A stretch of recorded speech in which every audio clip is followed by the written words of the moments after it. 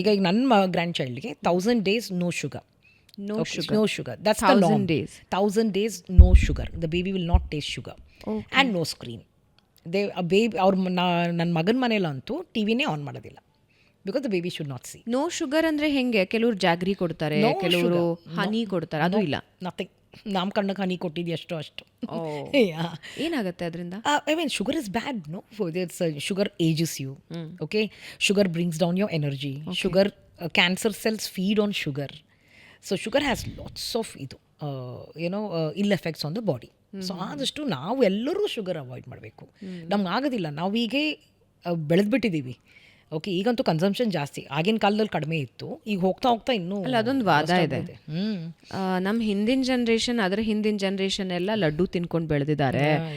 ಪಾಯಸಕ್ಕೆ ಭರ್ಪೂರ್ sugar ಹಾಕ್ತಿದ್ರು. So ನಾವು ಬೆಲ್ಲನೂ ಹಾಕ್ತಿದ್ರು, ಶುಗರ್ ಹಾಕ್ತಿದ್ರು.